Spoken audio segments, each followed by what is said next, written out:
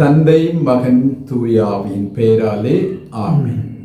நம் ஆண்டவராகிய இயேசு கிறிஸ்துவின் அன்பும் அருளும் ஆற்றலும் இன்றும் உங்களோடு கூட இருப்பதாக. இயேசுவிலே பிரியமானவர்களே, இந்த 2026 ஆண்டினுடைய தவக்காலத்தின் வெள்ளிக்கிழமைகளிலே சிந்திப்பதற்காக ஆண்டவர் இயேசுவினுடைய கடைசி 7 வார்த்தைகளை தேர்ந்தெடுத்திருக்கின்றோம். இந்த வார்த்தைகளிலே முதலாவதாக சொல்லப்படுவது லூக்கா நற்செய்தியிலே 23ஆம் அதிகாரத்திலே வருகின்ற 34வது வசனத்திலே வருகின்ற வார்த்தை, தந்தையே இவர்களை மன்னியும், இவர்கள் செய்வது என்னதென்று இவர்களுக்கு தெரியாது. இந்த முதல் வெள்ளிக்கிழமை, தவக்காலத்தில் முதல் வெள்ளிக்கிழமை நம் கண் முன்னாடி கொண்டு வருகின்ற அனுபவம் ஆசீர், ஆண்டவருடைய மன்னிப்பு.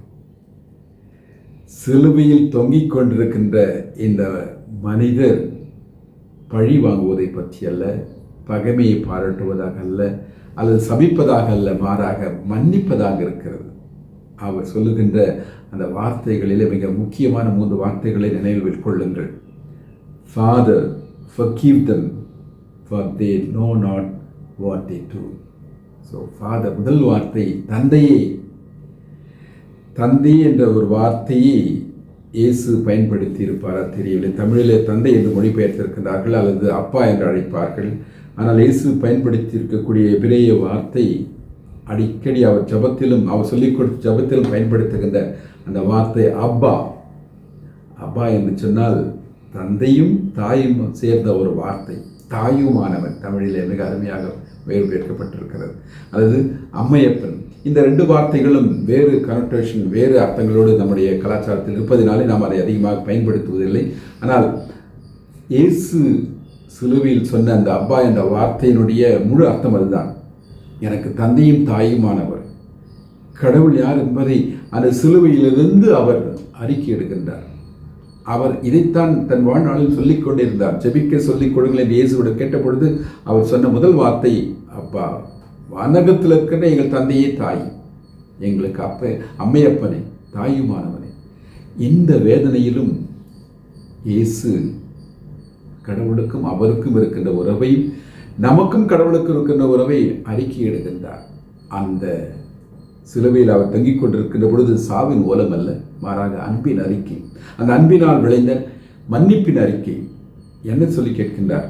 தந்தையே இவர்களை மன்னியும், ஏனென்றால் இவர்கள் செய்வது என்னதென்று இவர்களுக்கு தெரியாது. ஆம் அன்புக்குரியவர்களே, அங்கேதான் அவர் நம்மிடமிருந்து மாறுபட்டிருக்கிறார். மனித உருவெடுத்த இறைவன் எவ்வாறு நாம் வாழ வேண்டும் என்பதை அவர் நமக்கு தெளிவாக்குகின்றார், மன்னிக்கின்றார்.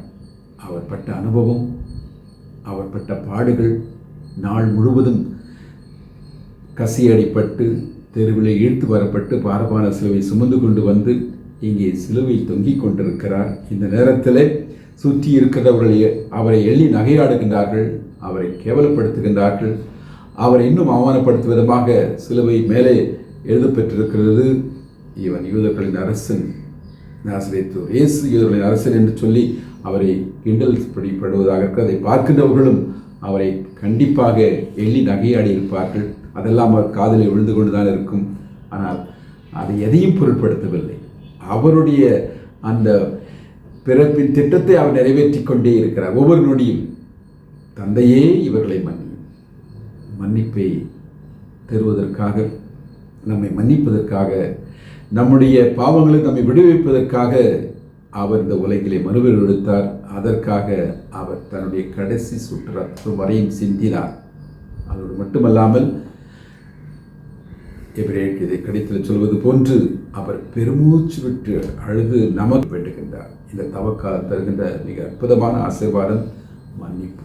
தந்தையே இவர்களை மன்னியும். அவர் தந்தை என்று அழைத்து மன்னிப்பை அவர்களுக்கு ஆசீர்வாதமாக தருகின்றார், நமக்கு ஆசீர்வாதமாக தருகின்றார். அதற்கு ஏன் அவர்களை மன்னிக்க வேண்டும் என்பதை அவரே சொல்லுகின்றார். Because they do not know what they do. அவர்கள் செய்வது என்னதென்று தெரியாமல் அவர்கள் செய்கின்றார்கள்.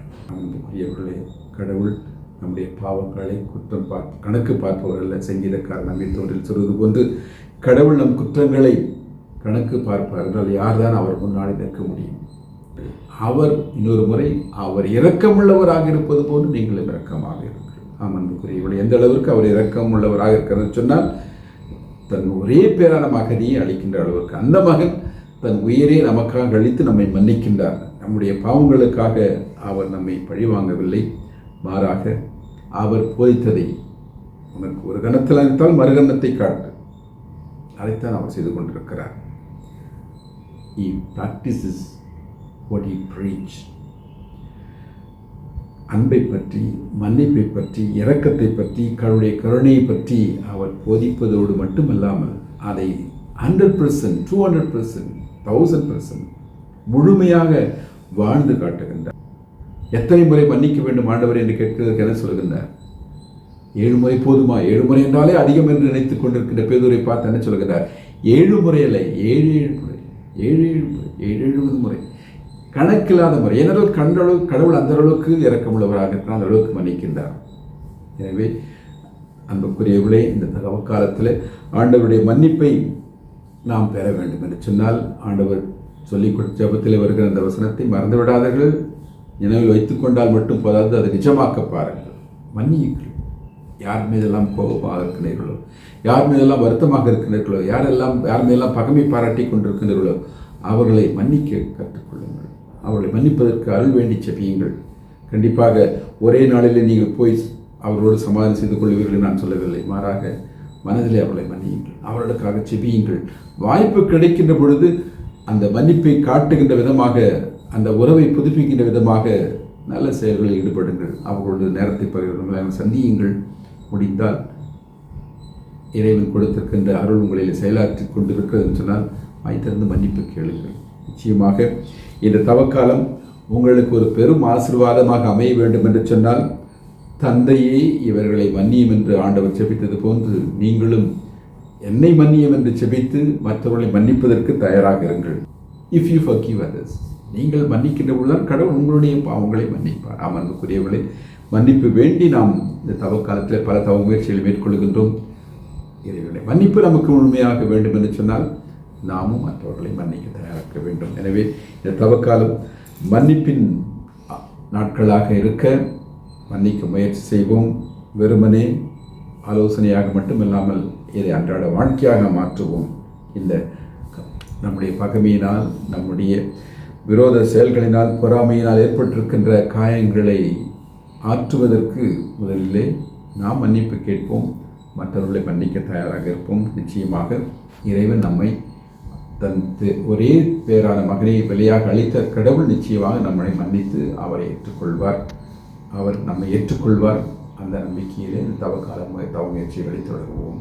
ஆமென்.